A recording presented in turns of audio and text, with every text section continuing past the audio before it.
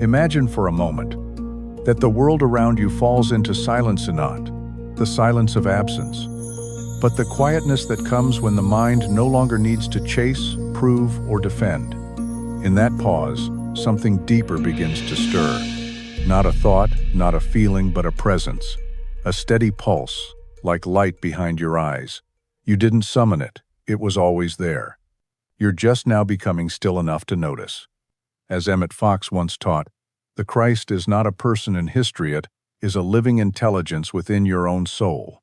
It is the precise, unfailing presence of divine mind, seeking expression through the instrument of your thought. It does not arrive in robes or visions, it speaks through ideas that are aligned, through thinking that is clear, through choices that are free from fear. So, before we journey inward, I invite you to like and subscribe, but only if it truly resonates with your soul. There is a place inside you that has never been wounded, never been afraid, never doubted. This place doesn't need improvement. It simply needs discovery. And that is where the Christ lives, not outside you, waiting for worship, but inside, waiting for realization. This is not imagination. This is metaphysical law. You are surrounded and permeated by a universal intelligence that operates on one condition. It must work through your mind. And your mind can only become the channel of the divine when it is purified from contradiction. Right now, you may believe in God and still carry anxiety. You may say affirmations, read sacred books, even pray, but still feel trapped in cycles of fear, confusion, and regret. This is not because you are lacking faith. It is because you have not yet allowed the Christ idea to take root in the soil of your daily thought life. What is the Christ idea? It is perfect clarity of being. It is the knowing, not the hoping, not the quoting, but the living experience that divine mind is your true nature, that you are never separate, that you are never powerless, that the moment you stop identifying with confusion, the Christ begins to move in you, not as concept, but as conduct, as clarity, as consciousness made active. You may have been taught to wait for a spiritual awakening like it's something that descends from above. But the truth is this: spiritual awakening is not an event. It is a decision, a choice to stop misusing your mind, a refusal to keep thinking from fear, limitation, or past identity. Awakening is when you say, "No more falsehood, no more confusion. I will think as the Christ thinks." And how does the Christ think? With authority, with simplicity, with stillness, not as a storm but as a center, not in panic but with presence. The Christ does not argue with appearances, it sees through them. It does not beg the world to change, it brings the kingdom within and lets the world adjust to it. Right thinking is not optimism. It is not trying to feel good.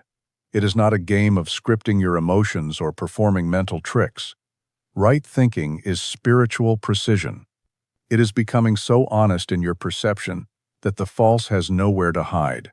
This is why Emmet Fox emphasized clarity over ritual. He knew that if a person simply began to think correctly, not religiously, not sentimentally, but logically and spiritually, they would begin to experience the presence of God immediately, not as an escape from reality, but as the very pattern behind it. You are not far from that experience. In fact, it is your natural state. But you cannot enter it by wishing. You enter it by dropping every idea that does not belong to truth. That is the first step, and it begins now. You no longer need to rehearse who you used to be. You do not need to convince yourself of your worth. You simply need to quiet the noise, to release the need to understand everything, to allow the Christ idea pure being, pure clarity to rise within you. You may feel a stillness come over you as you listen. That is not mood. That is not suggestion. That is the return of your attention to its rightful place, inward, anchored, free from the world's pull. Let this be the turning point, not a moment of inspiration, but a realignment of power. Right where you are, without fanfare, you can begin to think from the Christ mind. You can begin to see through appearances, feel beyond circumstances, and act from truth. And when you Tao and you think not from fear but from knowing the living presence of God begins to flow through your words, your decisions, your relationships, it does not need permission. It only needs your willingness. You are not here to beg the world to give you peace. You are here to remember that peace is your originand, that everything else is a noise you no longer need to participate in. This is not fantasy. This is law. You will think from what you identify with. And if you choose now to identify with divine mind, the Christ, then every thought you think from this point forward becomes an agent of awakening. Let it begin now. Let it be simple. Let it be still. Let it be you. You are surrounded by a world you once thought was solid, external, and beyond your control. But now, as the noise begins to settle, a new awareness arises. You are not in the world is in you. What you see, feel, and experience begins first in the secret chambers of your thought. Every condition you face has a mental origin. The outer follows the inner. The visible bows to the invisible. This is not poetic, it is structural. It is law. You have been taught to react to life, as if life is something that happens to you. But the truth is more exacting and far more powerful. Life happens through you. Your thoughts are not passive. They are causative. They do not describe the world, they build it. The moment you accept this, everything changes. You are no longer the victim of circumstances. You are the architect of experience. What Emmet Fox taught, what every great spiritual scientist has confirmed us, that the power that created the universe responds not to what you want, but to what you think. Now pause a note to reflect, but to let that land deeply. What you think, repeatedly, consistently, with emotional charge and mental clarity, becomes your life. It's not a metaphor.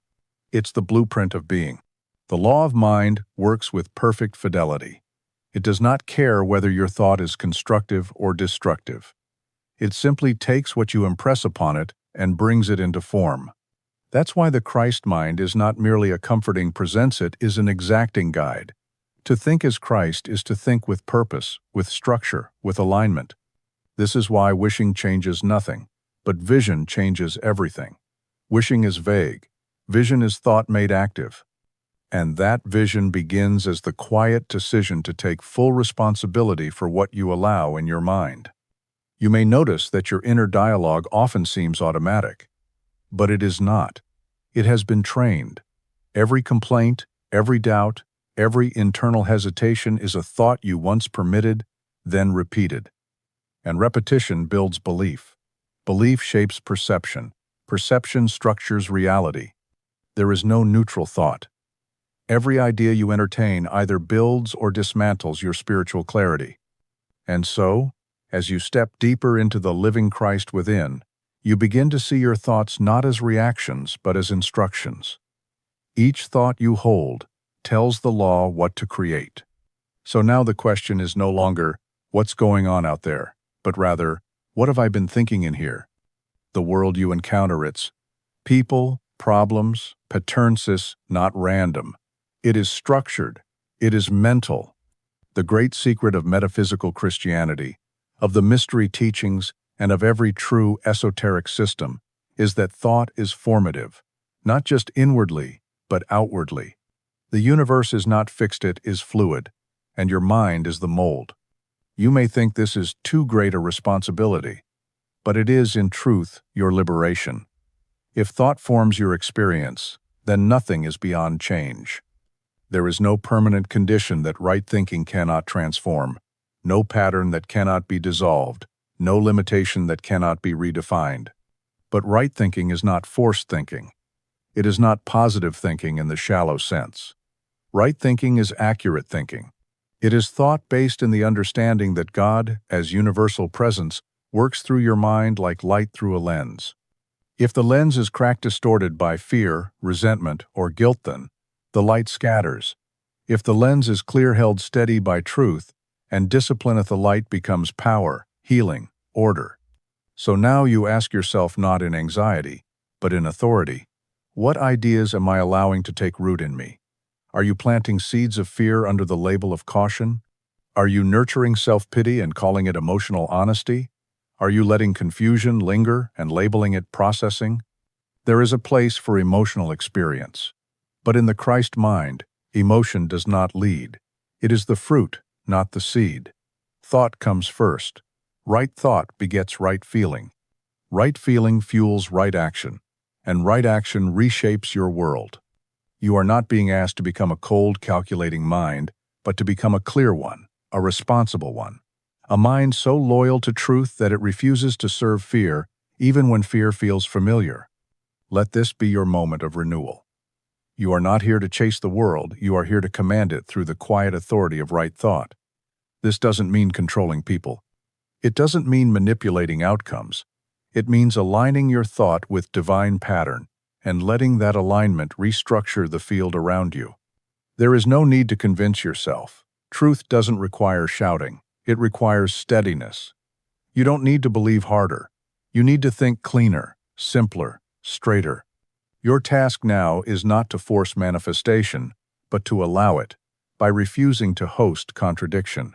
You are the thinker. The mind is your tool. Thought is the bridge between the unseen and the seen. And when you choose to think from truth, not just visit it on occasion, then, the law responds, as it always has, with absolute obedience. Right now, your mind is being recalibrated, not to adopt someone else's philosophy, but to remember your own source. To see that your thinking has always been the root and that your power has never been missing, only misdirected.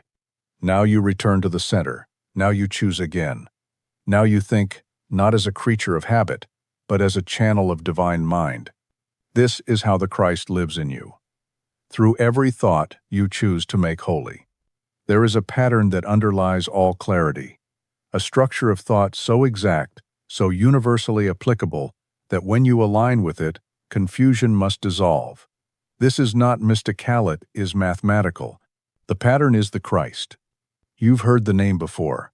You may have thought of it as a historical figure, a symbol, even a belief system. But when Emmet Fox spoke of the Christ, he wasn't pointing to theology. He was pointing to mental order, to the divine blueprint embedded in consciousness, the universal logic of right thinking. The Christ is not a person, but a principle. Not external, but internal. It is the perfect pattern of thought, the ideal structure that reflects the mind of God itself. And that pattern already exists within you. It does not need to be added to you. It needs to be awakened. This Christ principle is the divine code that cuts through fear, overrides contradiction, and brings all thought into alignment with truth. When you access it, you begin to think differently, not just positively, but precisely. You stop asking, "What should I believe?" and start seeing, "What is aligned?" You begin to think as Christ thinks, and that changes everything. The Christ mind is not warm sentiment or soft speech. It is clarity. It is inner command. It sees through illusion because it stands outside of it.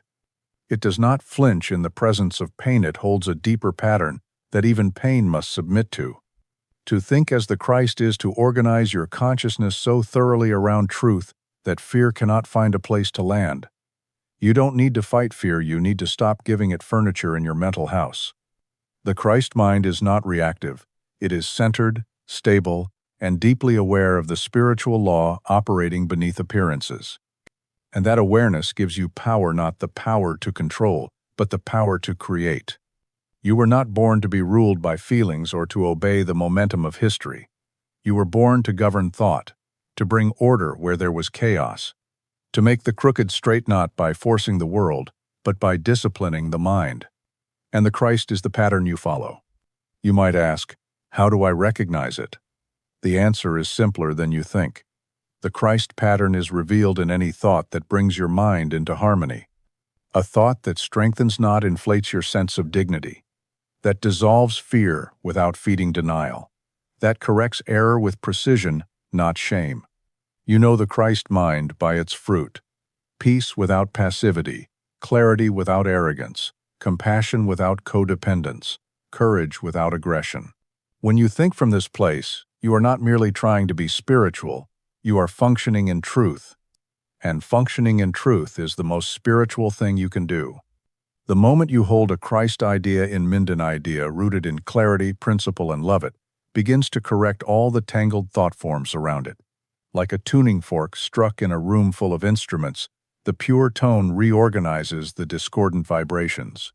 You don't have to fix every problem. You just need to think one clear thought, one Christ-aligned idea. And from that center, order begins to radiate. That's why prayer, when rightly understood, is not begging for change, it is recentering in the pattern. And when you recenter, you stop leaking mental energy. You stop trying to solve problems from within the problem. Instead, you rise above the maze and see the path. To think from the Christ is to see clearly, and to see clearly is to act powerfully. There will still be situations, but they won't shake you the same way. You won't be scrambling to react, defend, or explain. You will know where you stand because you stand in truth, not opinion, not tradition, not emotion, but the steady flame of divine logic glowing in the structure of your thought. This is not cold rationality. It is sacred reason. It is order infused with love, and love infused with accuracy. That is what the Christ brings, not just feeling better, but being right. Not in a moral sense, but in a metaphysical one. The Christ does not show up to soothe your ego. It shows up to rewire your mind, to burn off the static, to realign your vision. And as you allow it, the old patterns, the ones based on fear, lack, resentment lose their grip. They can't survive in the clarity of divine thought. You stop seeking answers and start becoming an answer. So now, as you listen, begin to let go of every thought that doesn't fit this pattern. Drop the justifications. Release the complaints. Don't argue with the noise simply. Replace it with structure. A single Christ thought, held steadily, begins to rebuild the house. You are not meant to improvise your way through life. You are meant to think with pattern, with truth, with spiritual logic. And that logic is encoded in the Christ idea. You don't need to make it up. You only need to align. And once you do, you become a channel of rightness in a world addicted to reaction. You speak differently. You move differently. Not because you are pretending, but because you are thinking from the only place that has ever truly been you. This is how the Christ lives through you, not in flashes of inspiration, but in the architecture of thought that holds steady even when the world trembles. Now let it build. Now let it settle in. The pattern has been waiting, and now you remember it. You've been taught to trust your feelings, to follow your emotional compass, to let your heart lead you home. But now you're beginning to see the subtle trap hidden inside that advice. Emotion is not evidence. Emotion is response. It is the weather of consciousness, not the architecture.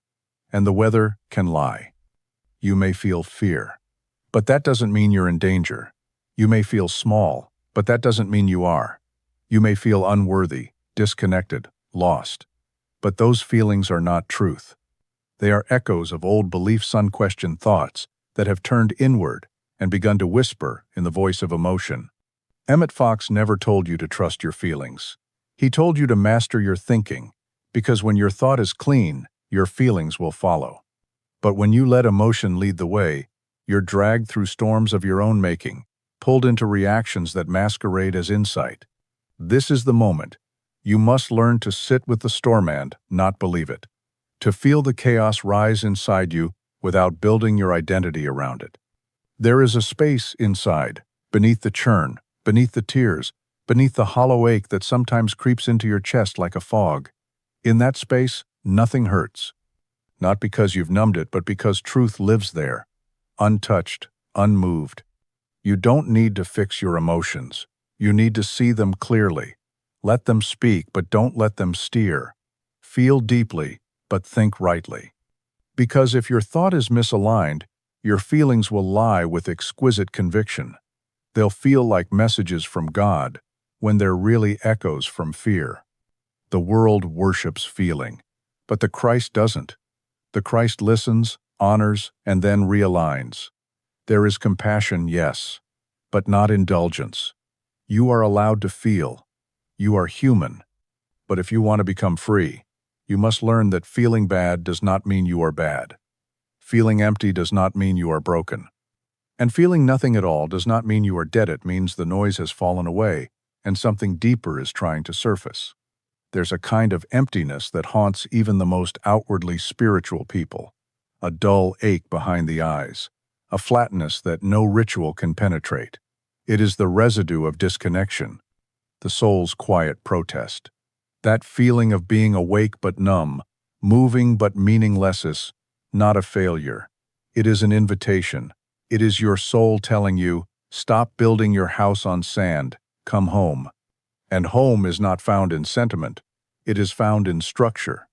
Right thinking begins not when you feel better, but when you think from something higher than how you feel. That's where the Christ lives, not above emotion but beyond its tyranny. It's the still center that remains even when the rest of you falls apart. Sometimes it takes everything collapsing to find it. The job ends, the partner leaves, the prayer goes unanswered, the joy dries up, and you're left staring at a life that no longer reflects your effort. That's the break. That's the low sink. That's the moment when feeling becomes unreliable and only truth can carry you. You do not die in that place. You are born. Because when all the distractions are stripped away, you finally hear the deeper voice. It doesn't shout. It doesn't promise. It simply is. That voice says, you are not your sorrow. You are not your story. You are thought. You are choice. You are clarity waiting to happen. It is in those barren, emotional moments when everything you've leaned on falls away that you finally grasp what Emmet Fox meant when he said, there is no power but God. Not because you feel power, but because you see clearly that nothing else was ever real. The illusion breaks, the false identity dies, and something eternal, precise, and beautifully still begins to move in your place. You will cry. Let it come. But do not define yourself by the salt of your tears. Define yourself by the pattern you return to, the thought you choose after the flood, the clarity you hold after the panic. This is spiritual adulthood, not the avoidance of emotion, but the refusal to be ruled by it. And it is in this maturity that the Christ begins to live not as a far-off light, but as the center of your next thought, your next decision, your next step forward. Let the feelings rise. Let them crash. Let them sink. But do not give them the throne. It belongs to something older than fear, something purer than pain, something that will not be moved by tears, but will hold you while they fall. That something is truth, and it thinks not in reaction, but in resurrection. You may still be wondering why some things in your life remain stuck, why certain patterns return again and again, no matter how much you've prayed, journaled, or tried to release them. But here is a truth that spiritual children resist and spiritual adults embrace. There is no mystery in manifestation. What shows up is the law made visible. What persists is what's been permitted. The law does not play favorites. It reflects. Everything in your current experience obeys law, not human law, not social law, but spiritual law. This law is not punishment or reward. It is precision. It is the exact outpicturing of the dominant thought patterns you entertain, consciously or not. If there is confusion in your life, there is contradiction in your thought. If there is chaos, there is split allegiance in your beliefs. The outer always reveals the inner, not to shame you, but to instruct you. This is what Emmet Fox meant when he said that the presence of God operates by spiritual law. You are not trying to get God to act. You are learning to think in a way that stops resisting what God is always doing. You may feel like a victim of circumstances. You are not. You are the author of conditions, even the ones you dislike. But that is not cause for guilt, it is cause for liberation. Because if thought creates, then thought can uncreate. If law brought you here, law can bring you out. You do not need to overthrow the system. You need to cooperate with it. The Christ mind does not argue with this. Lo, it moves with it. It knows that behind every result is a thought, and behind every thought is either alignment or misalignment. So the work is not to fix life, but to clean thought. When your thought reflects divine order, life must reflect divine order. That's the law. And this is why quick fixes never last. Emotional highs fade. External breakthroughs reverse. Temporary wins collapse unless they are rooted in true alignment. Until your thinking matches your intention, you are building castles in sand. But once your thinking becomes the clear channel for divine pattern, results become inevitable. Not instant, but inevitable. The seed never doubts the harvest. It only obeys the soil. You may have spent years believing that you had to earn blessings, that spiritual results came only when you were good enough, surrendered enough, pure enough. But spiritual law doesn't wait for your perfection. It waits for your agreement. And that agreement begins with right thinking, not pious feeling, not spiritual performance, but alignment of thought with principle. There is no delay in divine mind. The delay is always in your willingness to think differently. That may sting. Let it. Let the old belief crack open. Let the illusion that you are waiting on something outside of you finally break. Because once it does, the power returns not as noise, but as clarity. And yet, this clarity can feel like death at first. When you stop blaming the world, when you release the comfort of confusion, when you finally own the creative power of your mind, a strange grief arises. You realize how long you lived beneath your truth, how much energy you spent maintaining false narratives, how deeply you resisted the simplicity of law. This is the pain of waking up, the ache of spiritual accountability. But within it is resurrection, because once you stop resisting the law, you stop recreating pain. You begin to think in harmony, and harmony always produces peace. You're not asked to control every thought, but you are called to take your thoughts seriously, not fearfully, not obsessively, but reverently. Each one is a seed, each one is an instruction, and every instruction gets carried out by a law that never sleeps. This law works whether you believe in it or not. You don't activate it through faith. It is always active. Faith simply aligns you with its better side. Doubt doesn't turn it off, it just aligns you with results that look like chaos. Not as punishment, but as pure reflection. The Christ mind doesn't panic at the results. It studies them. It adjusts thought, not circumstance. It returns to pattern. Again and again, until pattern becomes presence, and presence becomes power. There's no bypass here, no secret escape hatch, no mystical exemption. Even Jesus, in Fox's interpretation, lived fully under law. He didn't break the laws of matter. He fulfilled the laws of spirit. He didn't perform miracles, demonstrated law at its highest expression. And that same law works through you, now. Not someday, not when you're perfect, now. So if your life feels heavy, chaotic, or empty, it is not broken. It is simply out of alignment, and alignment is always available. That's the mercy in law. That's the grace in structure. You are not helpless. You are not waiting. You are standing inside a system that works, always, flawlessly. And the only question is, will you think in harmony with it? Because once you do, life doesn't get easier, it gets clearer, and clarity is the beginning of all true peace. It's strange, isn't it, how hard it is to let go of pain, even when it's killing you? How the mind clings to the very patterns that wound it. And the deeper truth is this: what you call struggle is often just resistance in disguise. Not resistance to darkness, but resistance to light. There's a part of you that wants freedom, and there's a part that fears what freedom would cost. That part isn't evil. It's just tired, trained, used to limitation. It's the ego, your constructed identity, doing exactly what it was built to do: protect the story it believes about you, even when that story is wrong, even when that story is killing you. This is the battlefield Emmet Fox pointed Tono out there, but within. Not a war against the world, but a quiet civil war between the false self that demands to stay alive and the true self rising beneath it.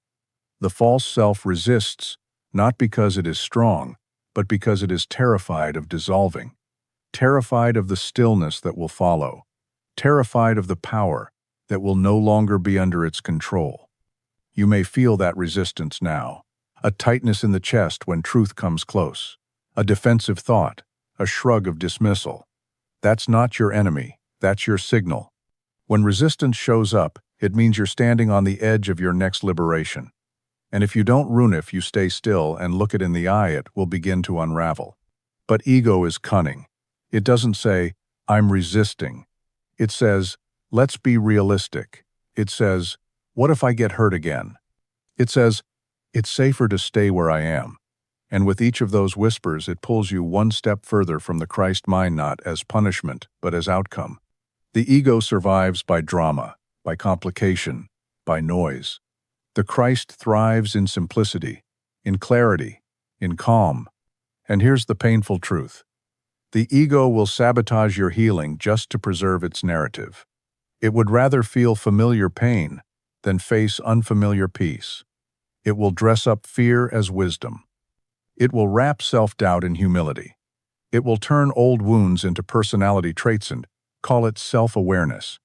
You may feel that internal pushback even now, that edge of discomfort, that subtle urge to disengage. That is not a sign to stop. That is your moment to lean in.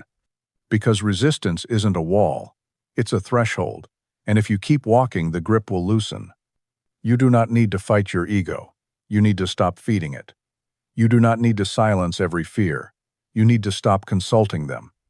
The Christ mind does not fight the false sight, renders it irrelevant, and it does so by staying aligned with principle, again and again. Thought by thought, not with force, but with focus. You may want a dramatic transformation, a breakthrough, a flash of light, but often, the deepest freedom arrives like a whisper. Not with fire, but with fatigue, the moment you grow tired of your own resistance. The moment you say, I don't want to fight anymore. And that's when you begin to heal. Not because you fixed yourself, but because you finally stop defending the lie. You stop arguing for your limitations.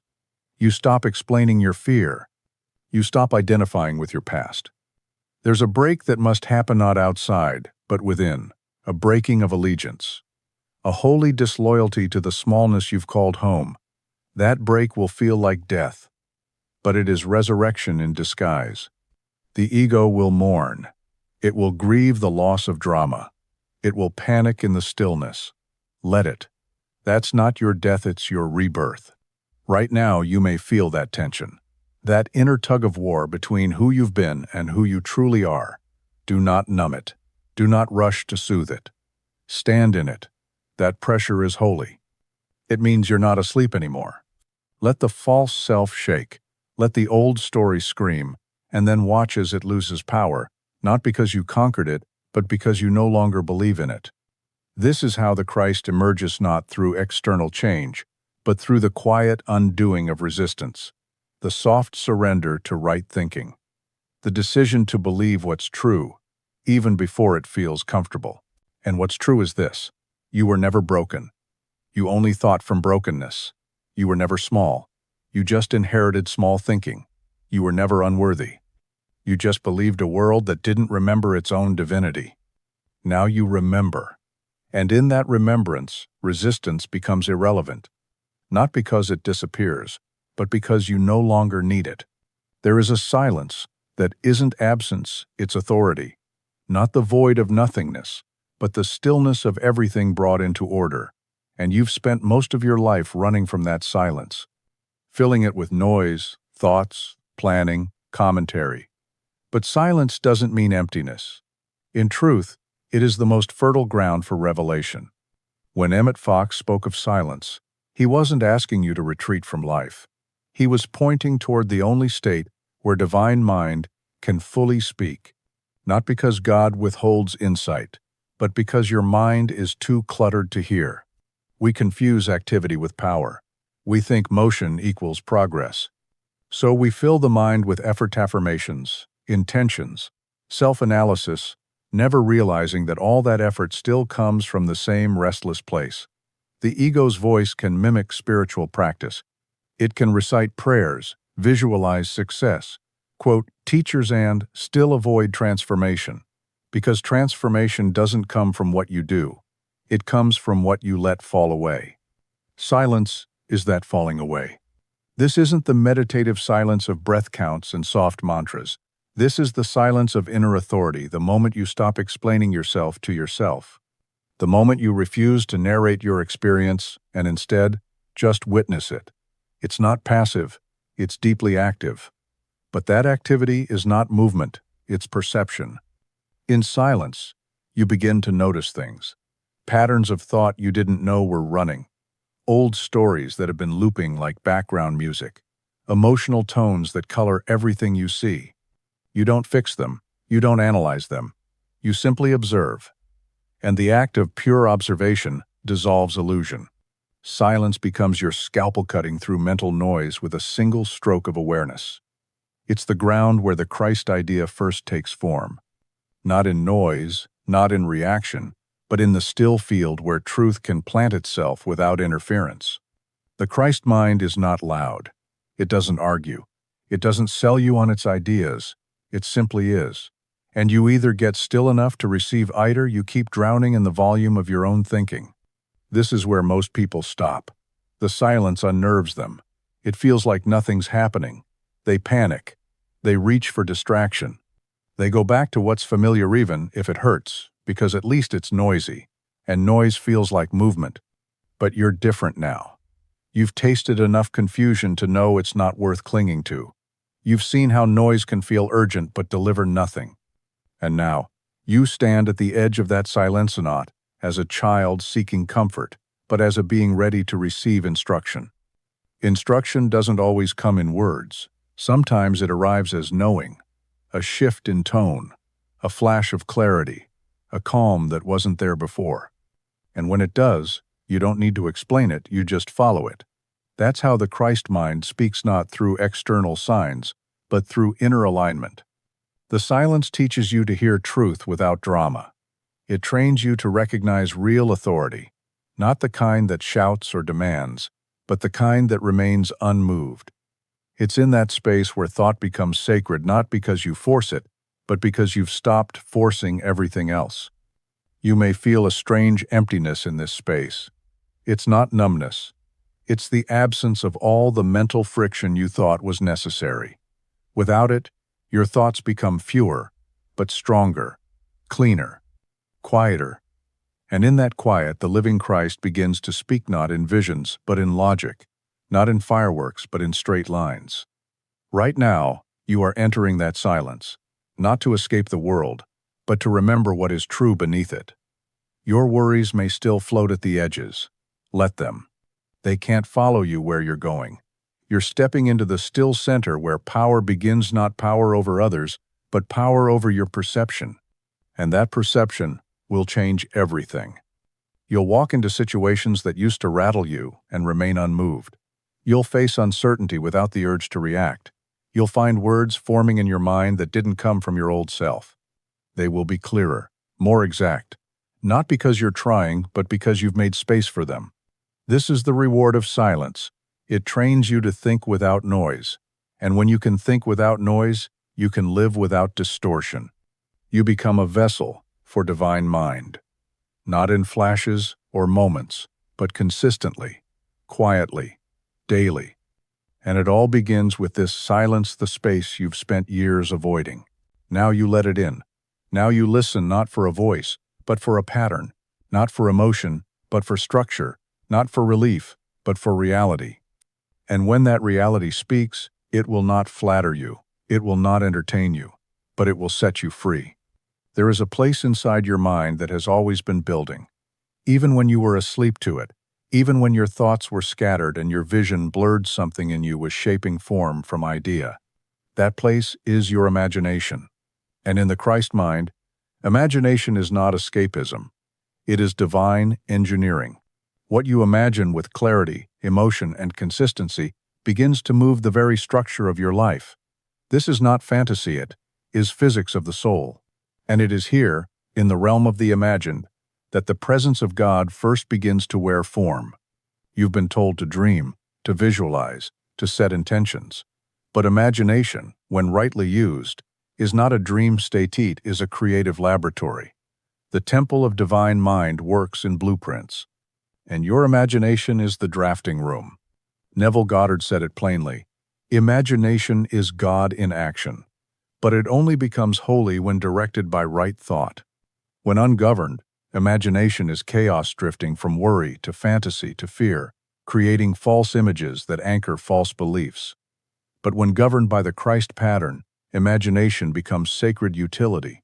It begins to shape only what aligns with truth. You are always imagining. The question is, what structure are you building behind your conscious life? Are you rehearsing pain? Are you envisioning disaster while calling it being prepared? Are you playing scenes of rejection, abandonment, humiliation, until those imagined frequencies become the template your world reflects? If so, understand. The law does not judge the blueprint. It simply builds it. God's presence is impartial. It flows through the form you provide, and the form is given in imagination. You can't pray for peace while imagining conflict. You can't affirm abundance while rehearsing lack. You can't walk in the Christ mind while dressing your imagination in fear. This is not about control, it's about clarity. The Christ does not wrestle with the mind, it disciplines it. Not with force, but with alignment. You are not asked to suppress your imagination, you are called to consecrate it. Imagine now what is aligned. Not just what you want, but what reflects divine order. Not just what looks good, but what feels precise. Let the image form not from desperation, but from knowing. And hold it, gently, daily, not with urgency, but with reverence. This is the deeper meaning of faith, not belief in the unseen, but cooperation with it. To imagine rightly is to say to the law, I am willing to hold the pattern long enough for it to become real.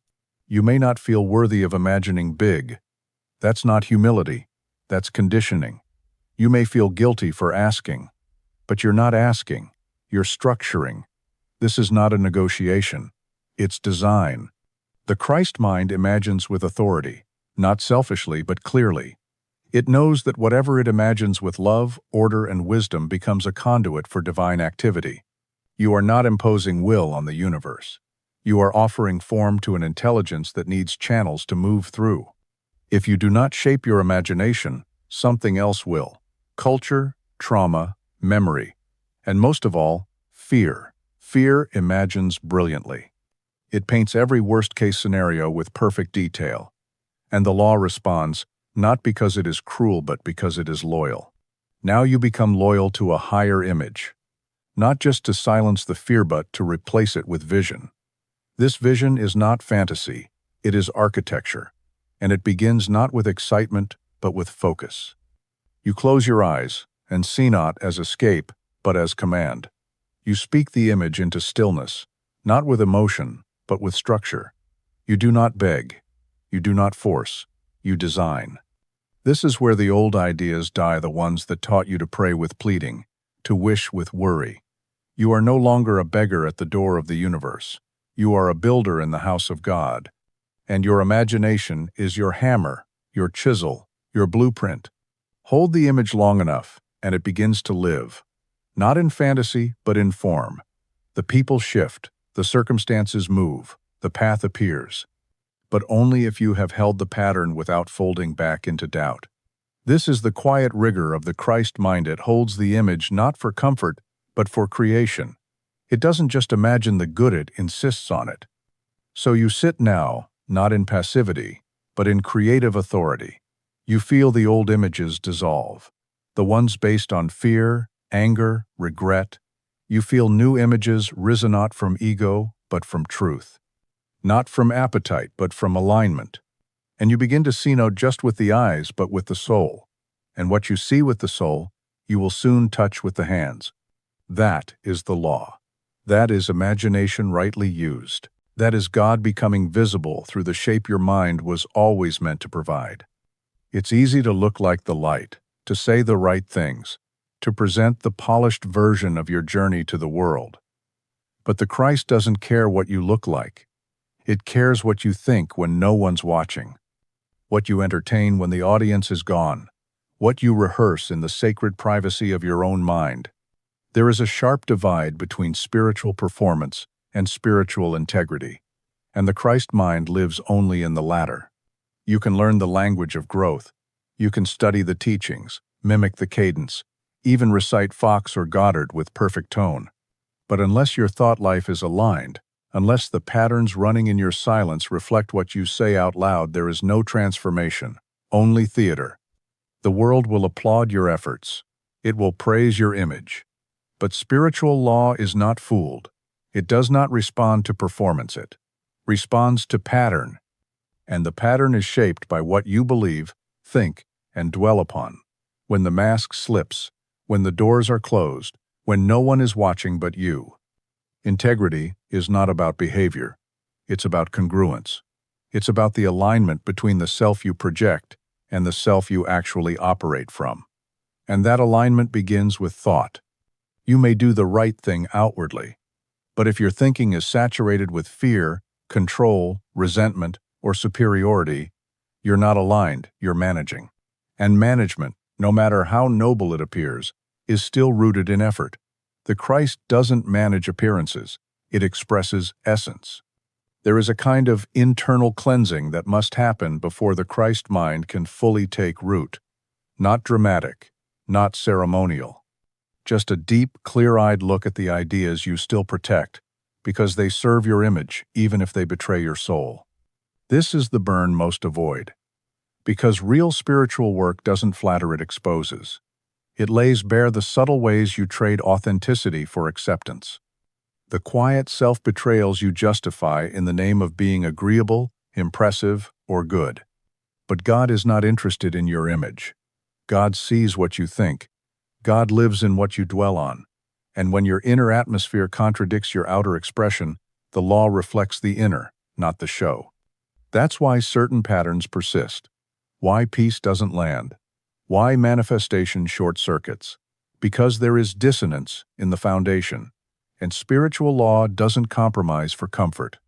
It simply mirrors. You are not being punished. You are being invited to step fully into the alignment that integrity demands, to stop managing appearances, and start building congruence, to bring your private thinking into harmony with your public intentions. This is not perfection, it is honesty. You will still have moments of doubt, triggers, old thought patterns. But the difference is this: you stop justifying them. You stop making space for them in your identity. You stop feeding the dissonance and begin to clean it. And this cleaning happens thought by thought, moment by moment. It's not flashy, it's not shareable, but it is holy. Because each time you refuse to think in a way that contradicts your deeper knowing, you sanctify your mind. You make it a place where the Christ can live and not visit. It will cost you. You'll have to let go of the comfort of your old mask. You'll lose the ability to impress certain people. You'll say less. You'll perform less. But you'll start to breathe differently. Think differently. Walk with a silence that carries weight. Because now, there's nothing to prop up. No mental divide to defend. Your thoughts match your words. Your inner tone matches your outer presence. And in that harmony, the Christ presence flows freely, not as inspiration, but as structure. There's nothing soft about this. Spiritual integrity is not a gentle feeling. It's a disciplined refusal to entertain contradiction. You may still fall, but you fall forward. You catch yourself faster. You recover with less noise. Because now, you're loyal to clarity, not performance. Eventually, your thinking becomes so ordered, so honest, so clean, that outer adjustments happen naturally, not because you force them, but because law responds to order like gravity to mass. You think from alignment, and the world organizes itself around that axis. This is the real sanctuary, not a temple built by hands, but a thought life built in truth. This is where the Christ lives, not in the echo of your words, but in the silence of your choices. In the thoughts you keep, the stories you stop telling, the judgments you release, not because it's polite, but because they don't fit anymore. You're building something now not visible, not loud, but unshakable. And it begins with the thoughts, no one sees except God, and you. You've been waiting for a voice, for a signal, a confirmation, some unmistakable moment when the heavens split open and you finally know what to do. But that's not how the Christ speaks. It never has been. The voice of God is not far off. It is not waiting in a sacred location or behind some extraordinary experience. It doesn't hide itself behind mystical ceremony or thunderous revelation. It's not in the earthquake, or the fire, or the wind. It's in the clarity you're already afraid to trust. It's in the clean, simple thought that appears quietly in the stillness, the one that doesn't excite your ego but settles something deeper. That's it. That's always been it. You keep expecting something more dramatic, but the Christ is not theatrical. It is precise. Its voice isn't louder than your confusion, it's just steadier. And it's been speaking all along, not with magic but with principle. The moment you understand that divine mind is not a personality playing hide and seek with you, but a presence that operates through mental law, you stop waiting for signs. You start thinking with intention. You stop hoping for divine intervention. You begin practicing divine cooperation. Emmet Fox taught that the moment your thought becomes aligned, the presence of God begins to act. Not later, not once you're worthy, not when the timing feels perfect. Now, because God does not need time-only space, mental space. And when your thought is not hosting contradiction, that space appears. You may be surprised by how anticlimactic that voice feels. There's no shiver, no riddle. It just says, "This is what is." And you know. You may argue with it, stall, question, but deep down you know. Because truth doesn't arrive with emotional hype, it arrives with energetic finality. You've heard it before. In the moment you walked away from something toxic, even when it made no sense. In the decision you couldn't logically explain, but that brought peace like a river. In the thought that came when you were too tired to perform and said exactly what you needed to hear. That wasn't chance. That was clarity. That was the Christ. But clarity is threatening to the parts of you still addicted to complexity. Because if truth is that simple, then you no longer get to hide behind confusion. You can no longer delay your becoming by pretending you're still unsure. This is why the voice of God, though ever present, is often ignored. Because it's not hidden, it's uncomfortable. Not because it shames you, but because it confronts everything you've used to avoid responsibility. You want freedom. The Christ brings it.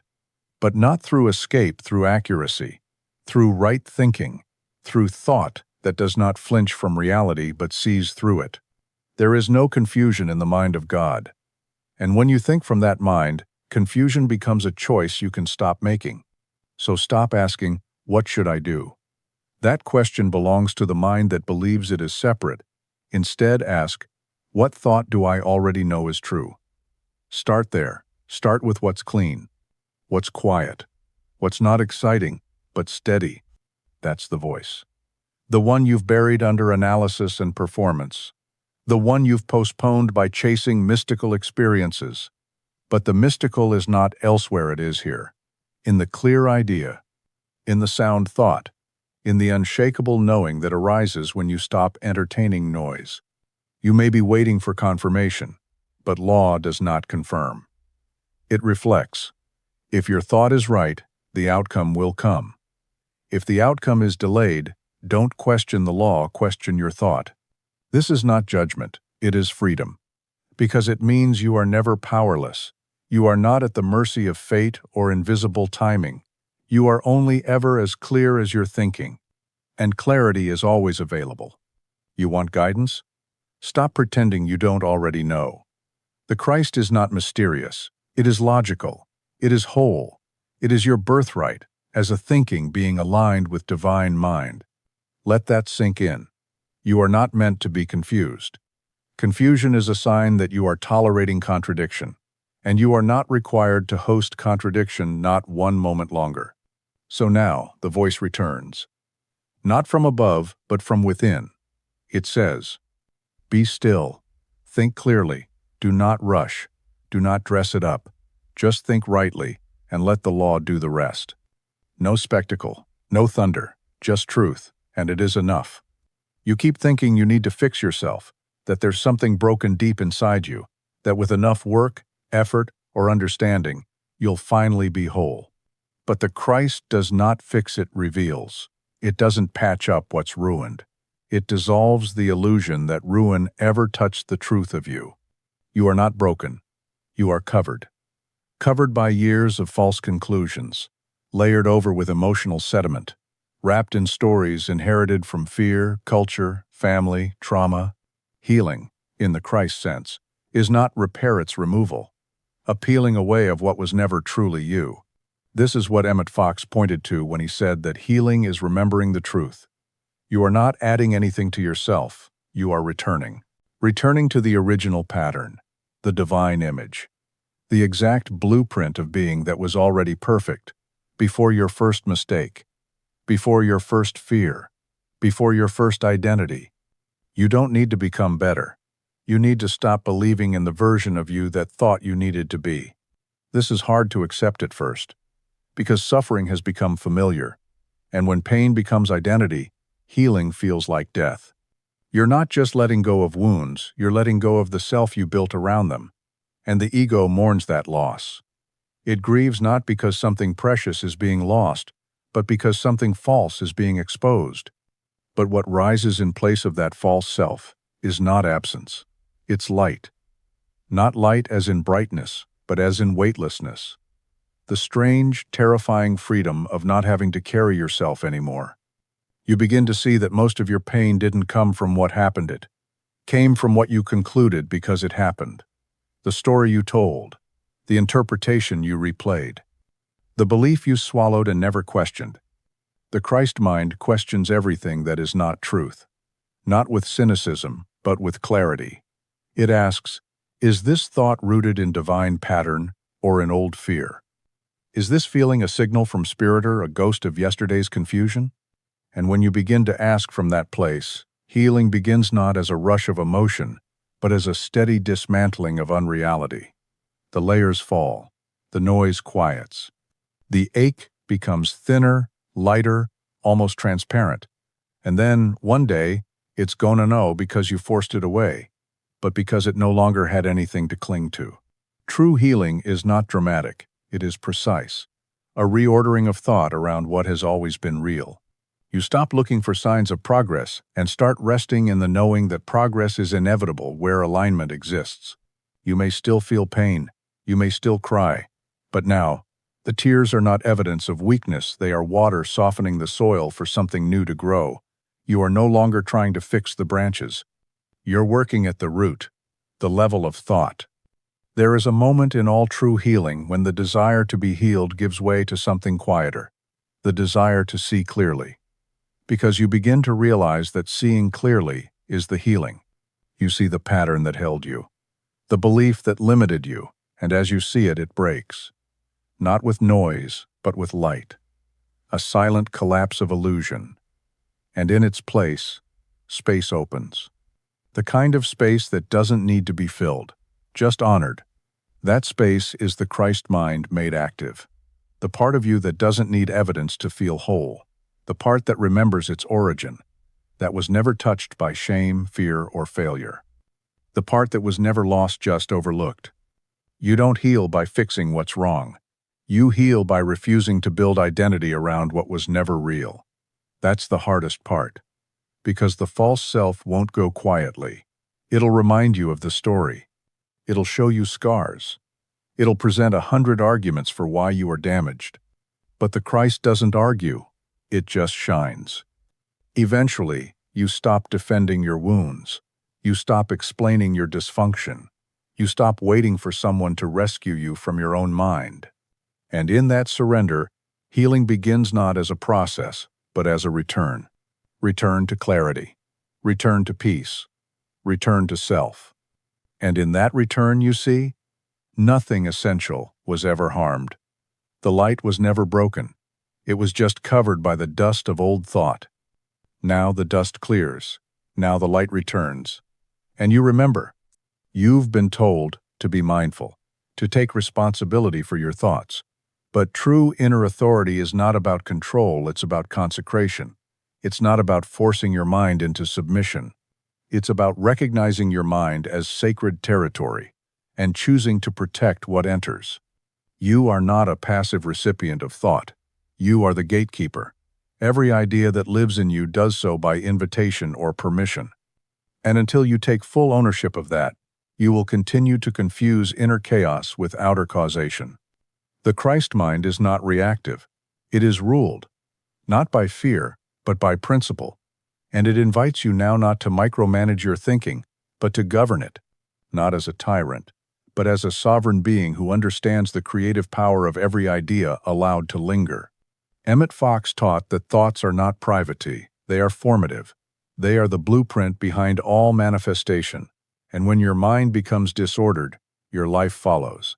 But the opposite is also true. When your mind becomes structured in truth, order begins to appear around you like a field rearranging itself to match its center. This is why discipline is love, not harshness, not punishment, but the love required to tell yourself the truth before the world needs to. The love it takes to withdraw attention from confusion, not because it screams louder, but because it doesn't belong. There is an intelligence within you that knows exactly what should remain and what must leave. The Christ voice. It doesn't scold. It doesn't rush. It simply shows you, again and again, the vibration of what is true. And then it asks, will you host this thought, or will you let it pass?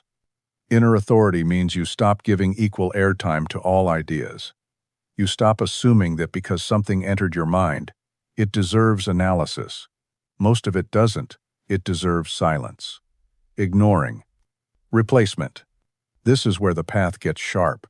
Because it's not enough to catch your thoughts, you must choose them. And choosing means letting go of the stories you've grown comfortable with, even when they keep you small. The discipline of inner authority doesn't feel glamorous. It's not always poetic or inspiring. Sometimes it's dry, repetitive. 100 small decisions a day to say no to noise and yes to clarity. But each one compounds.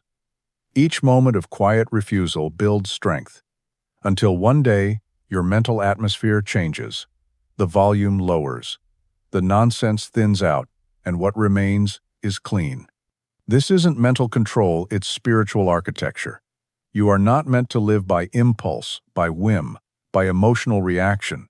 You are meant to think with intent. And intent, when rooted in Christ logic, becomes invincible. You'll start to notice it, this shift in tone. You'll catch yourself mid-thought and choose again. You'll feel the old complaint forming and dissolve it before it takes shape.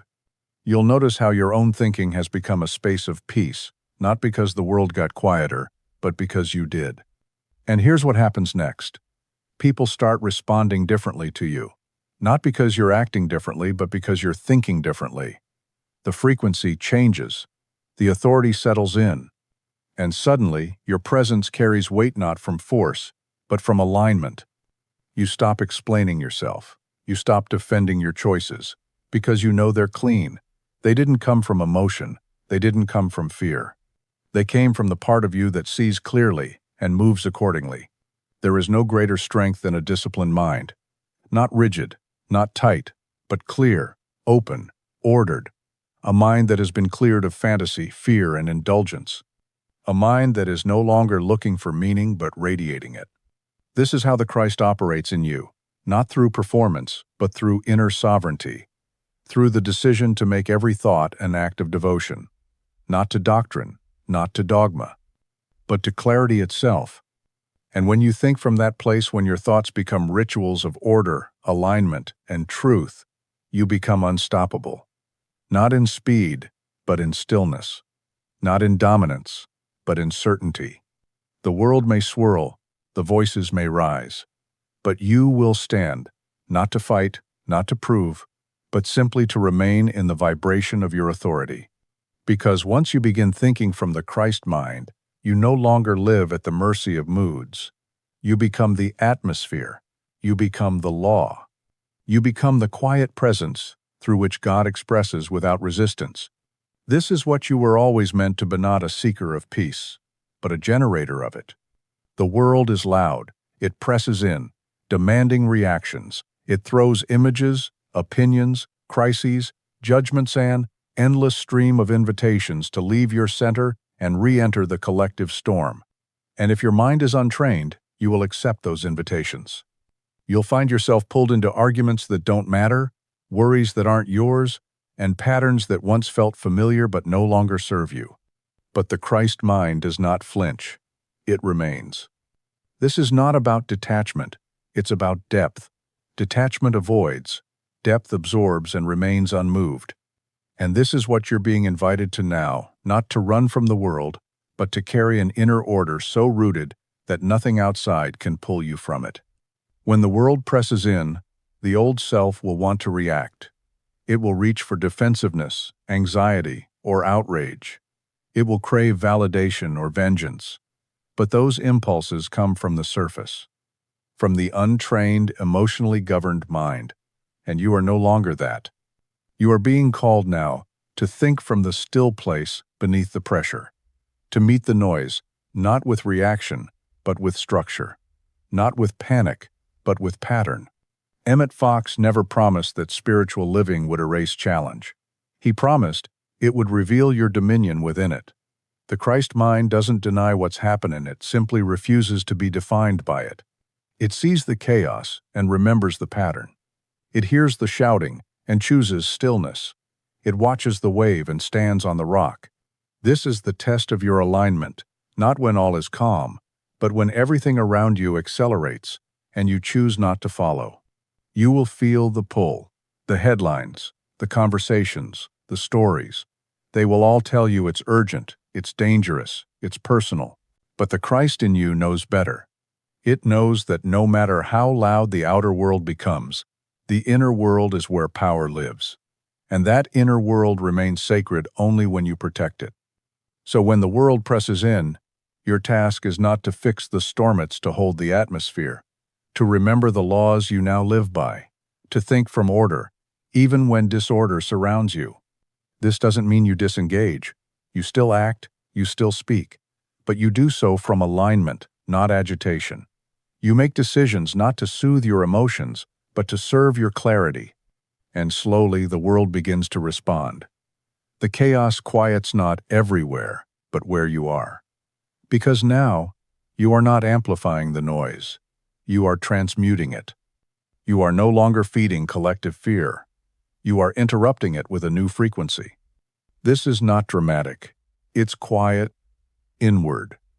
But it changes everything. You become the calm in the meeting, the steadiness in the crisis, the clarity in the confusion, and not because you rehearsed the right words, but because your thinking is clean. And when it's not, when you find yourself drifting back into reaction, judgment, or fear, you don't shame yourself. You realign. You return. You rebuild your mental structure one thought at a time. You say, this thought doesn't belong. This fear is not mine. This pressure is not personal. And you replace it not with empty affirmations, but with the logic of divine pattern. You remember who you are, and you think from there. Eventually, your life becomes an extension of that clarity. Your words, your relationships, your timing all shaped by the law you now obey. Because when the world presses in, it's not trying to destroy you, it's asking what's inside you. And now, the answer is different. The answer is clarity, discipline, depth, the Christ. You've stopped being pulled into the storm because you've remembered who you are in the eye of it, the thinker, the perceiver, the one who governs the atmosphere of the inner world. And that governance spills over, quietly, powerfully, like light in a dark room. This is how the Christ lives, when the world is loud not by escaping it, but by thinking clearly inside it, by being the presence that remains. There comes a point in your walk, not a single moment, but a slow, irreversible shift when the Christ becomes more than an idea. It becomes how you see, how you choose, how you move through time and carry yourself in space. It's no longer something you recall in crisis, no longer something you borrow during meditation or extract from old books. It's how you think by default. It lives in your tone, in your posture, in your pauses. It shapes what you say yes to, and even more powerfully, what you no longer entertain. The presence of the Christ doesn't arrive in robes or ritual sit, arrives as clarity that no longer requires conflict, as peace that doesn't need permission, as inner authority that no longer negotiates with fear. Emmet Fox never described the Christ as a personality you worship. He described it as the presence you embody. And embodiment is not a mood, it's function. It's not about how you feel. It's about how you behave when no one is guiding you. You start to realize that certain thoughts simply no longer fit, not because you've mastered some level of consciousness, but because disorder tastes bitter to a mind that's touched structure. You no longer enjoy gossip, not because it's immoral, but because it's incoherent. You don't indulge certain narratives, not because they're offensive, but because they're energetically inefficient. You become allergic to contradiction. And not out of judgment, but because your system now runs on a different frequency. This is the integration, the part most seekers never reach, because they want the inspiration but avoid the embodiment. They seek emotional peaks, not cognitive transformation. But when you walk as the Christ, your emotions follow thought, not the other way around. You feel anger, but it doesn't distort you. You feel sadness, but it doesn't define you. You feel resistance, but you no longer believe it. The sensations pass through, but your choices are made from a place far below the surface. This is how true dominion begins, not by silencing the world, but by no longer borrowing its logic. You act, not from programming, but from pattern, divine pattern, Christ logic. The unshakable infrastructure of spiritual thought, and it changes how you carry power. Because power, when not rooted in Christ alignment, turns arrogant, manipulative, or unstable. But when rooted in right thinking, it becomes transparent, quiet, weightless. It flows through you instead of inflating you. You don't walk into a room to dominate. You walk in to bless, not by effort, but by frequency. You become a presence people don't quite understand but feel. The words you speak land differently. The advice you offer cuts through layers. Not because you're trying to convince, but because your words are coming from a place without noise. You stop needing credit. You stop needing to be understood. Because you've already been understood by the only voice that matters. The one that lives within, calm and exact, reminding you moment by moment, you are already aligned. And when you slip, as every human does, you recover faster. You catch the drift toward ego or fear, and you don't shame yourself, you recenter. You think again, you rebuild the atmosphere. You no longer seek freedom, you express it. This is how the Christ lives through you, not as a burst of spiritual emotion, but as a steady rhythm of right choice, thought by thought, action by action. Eventually, the distinction disappears. You no longer ask, "What would the Christ do?" because your thinking already reflects it. It's not an external question, it's an internal setting. It's how you drive your conversations, build your schedule, enter your rest. You embody the presence of God, not because you've ascended, but because you've aligned. And that alignment becomes visible, not in spectacle but in the order your life begins to reflect. In the way people feel calmer after spending time near you. In the solutions that appear without struggle. In the way the right words come, when you're not trying to impress, just to serve. You become a living temple, not made with hands, but shaped by thought. And every step becomes sacred, not because the ground changes, but because the walker has. You no longer think about transformation, you are it. You no longer study clarity, you embody it. The Christ is not something you're moving toward, it's the atmosphere you now carry. The thought pattern you protect like sacred breath. And it doesn't feel dramatic. In fact, it feels startlingly simple, as if you've returned to something you always knew but forgot in the noise. It's the simplicity that unnerves the ego, recognition that truth was never buried, only ignored. Now your steps are fewer, but they land with precision. Your words are measured, not because you're performing wisdom, but because wisdom no longer requires excess. You no longer decorate your thoughts to make them sound spiritual. They already are. This is the quiet flame of knowing. Not intellect, not inspiration. Knowing. A deep, grounded, steady awareness that does not wobble when the world shifts.